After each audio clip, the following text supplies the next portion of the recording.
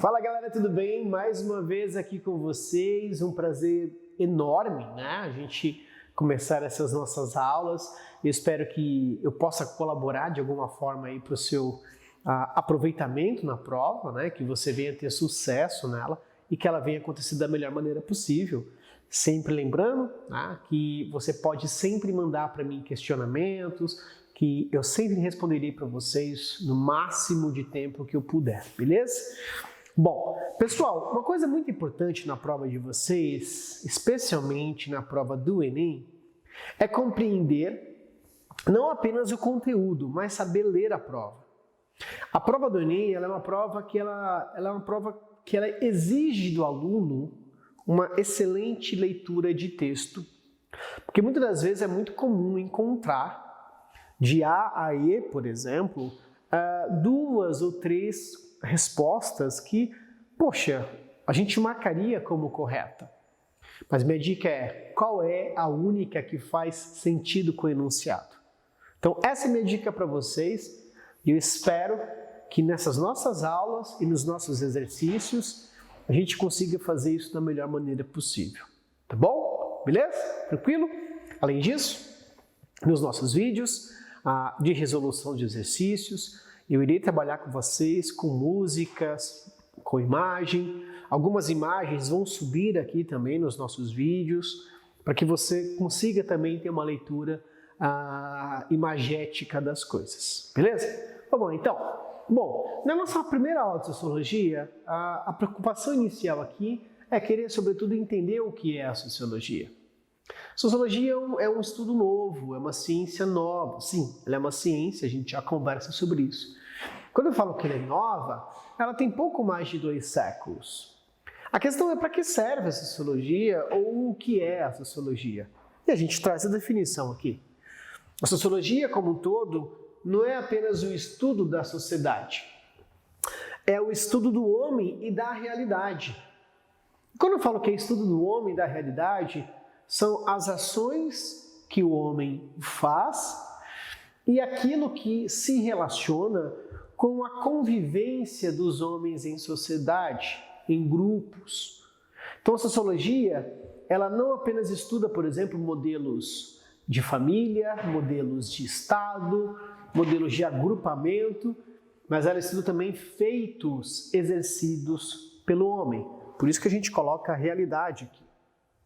Nesse sentido, esse estudo dela ser uma preocupação com o homem e com a realidade, evoca ela, ou seja, faz com que ela desperte alguém especial. No caso, a sociologia tem como sua especialidade ser uma ciência burguesa.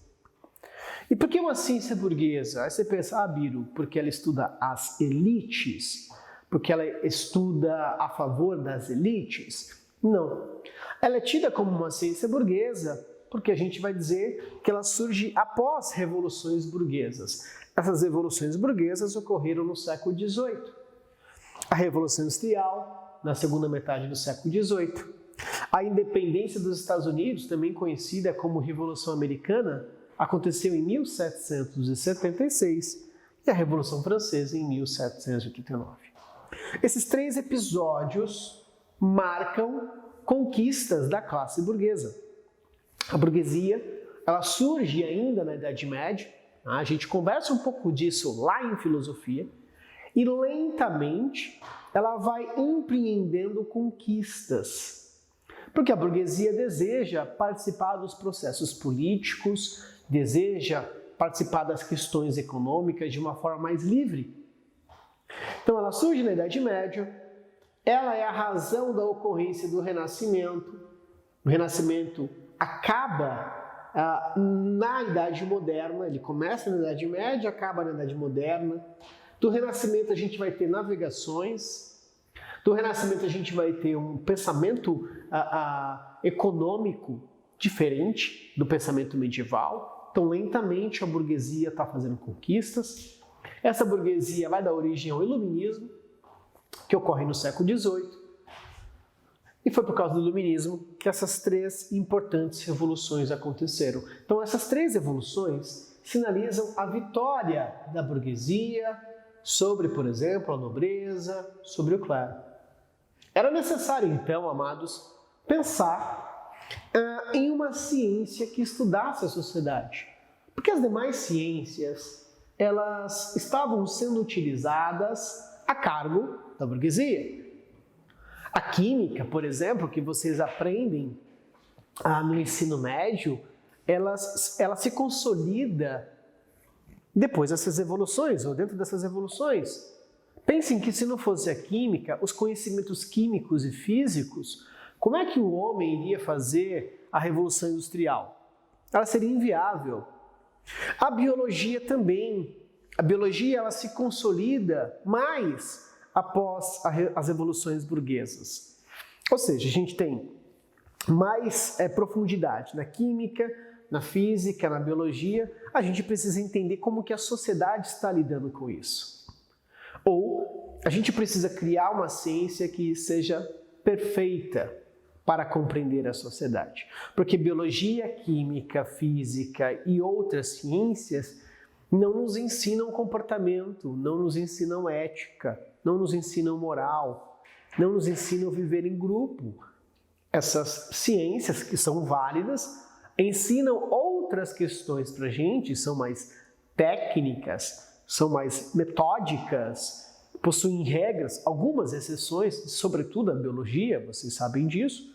Era necessário então uma ciência que estudasse a sociedade e o homem. Por isso, a gente vai chamá-la, de sociologia como uma ciência burguesa, e a gênese disso vem com Augusto Comte. Augusto Comte é o pai do positivismo. Alguns preferem utilizar o termo criador do positivismo. Não importa. Essas 2 expressões podem cair para vocês na prova, tanto pai quanto criador. O Comte era francês, nasce no século XVIII, falece no século XIX, ou seja, é um sujeito que ele nasce na sociedade iluminista, propriamente dita, encantado, profundamente encantado pelas conquistas de ciência e de razão. E aí ele pensa o seguinte: que tal utilizar os elementos de ciência e de razão para estudar a sociedade? Por causa disso, ele cria o que vamos chamar como física social. Pessoal, a palavrinha física, na sua origem, quer dizer natureza. Quais eram as ciências que estudavam e estudam a natureza? A química, a física, a biologia, a matemática. Então o que ele faz aqui? Ele pega regras e métodos das ciências da natureza e pensa elas para estudar a sociedade. Por isso que a gente vai chamar de física social.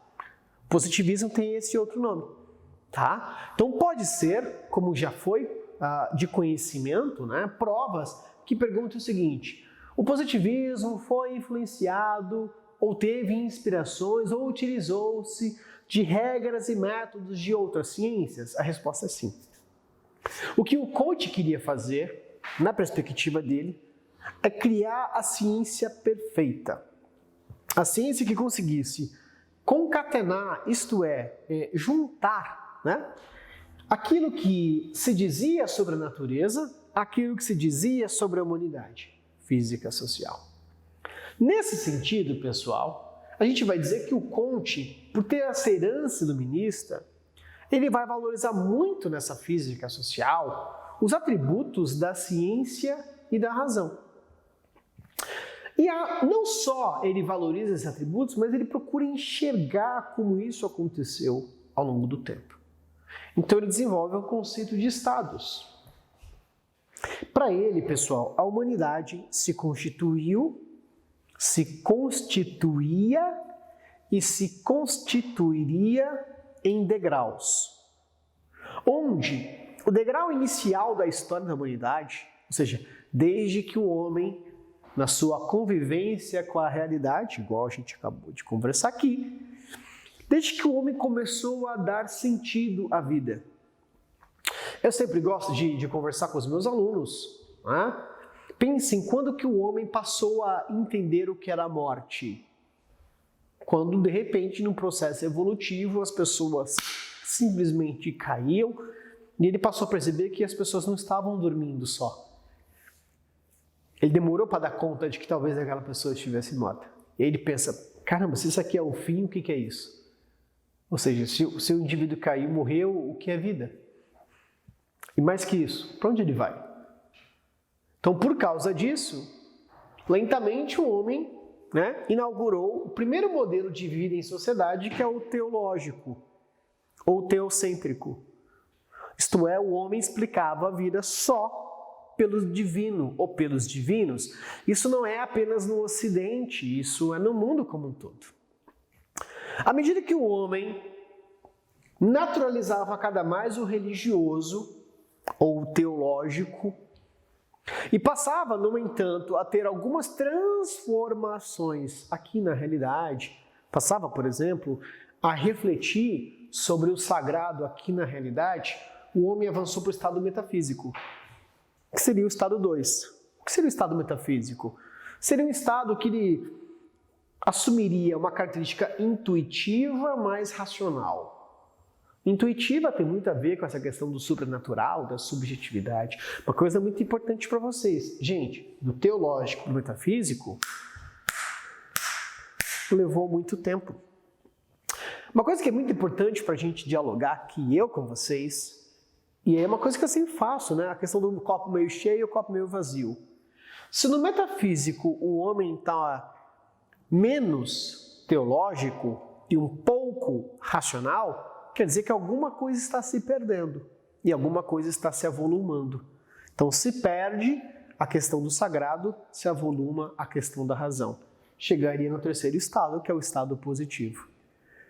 O estado positivo, em Comte, é visto como um estado onde a humanidade vivenciaria as certezas e depositaria sua confiança não mais no Deus, ou nos deuses, ou na deusa, ou no universo, ou no acaso, ou nas forças sobrenaturais.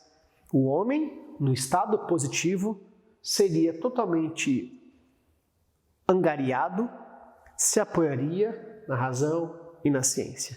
A razão e a ciência seria o suprassumo desse indivíduo, de modo que esse indivíduo se orientaria por isso. Lembrem, o Augusto Comte está escrevendo após as evoluções burguesas. As evoluções burguesas aconteceram dentro do iluminismo, e o iluminismo valorizava muito a razão e a ciência. Por isso que o Comte enxergava o que estava abaixo de positivo como algo atrasado.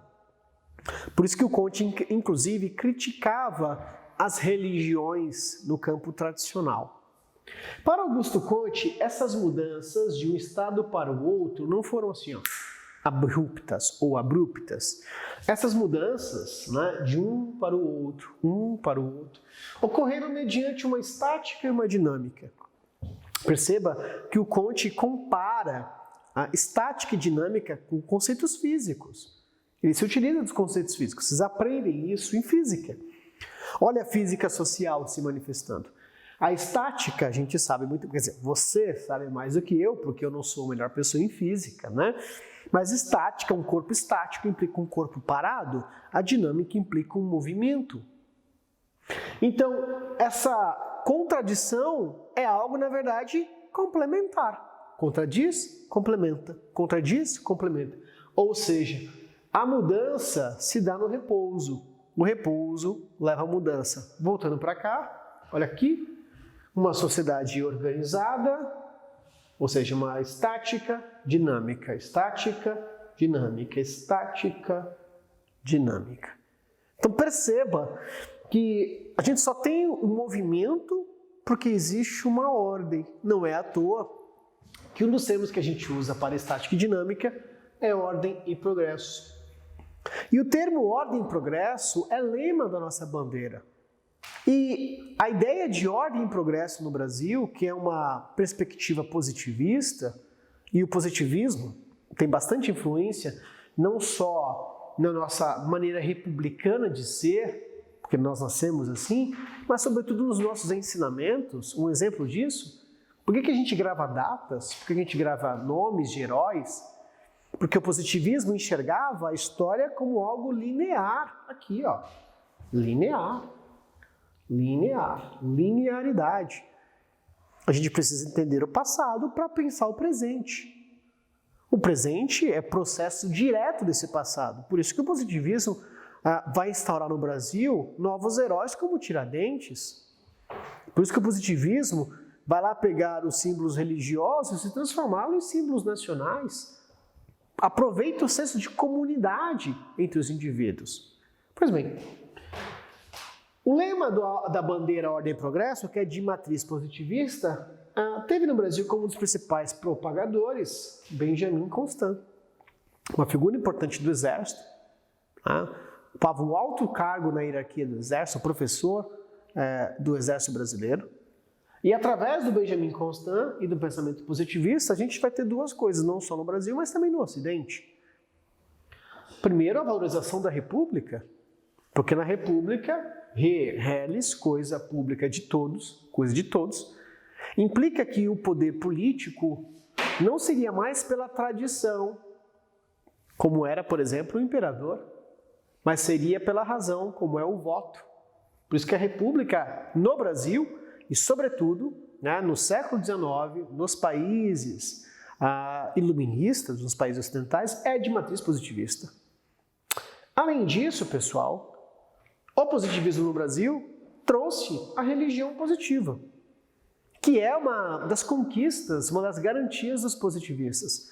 A verdadeira religião não é a religião no Deus divino, monoteísta, judaico-cristão, muçulmano. A verdadeira religião é aquela ancorada na ciência e na razão. Apenas a ciência e a razão levaria os indivíduos ao progresso, ao desenvolvimento. Bom, por hoje é só. Espero vocês na nossa próxima aula, continuando importantes conceitos de sociologia. Tchau, gente. Valeu.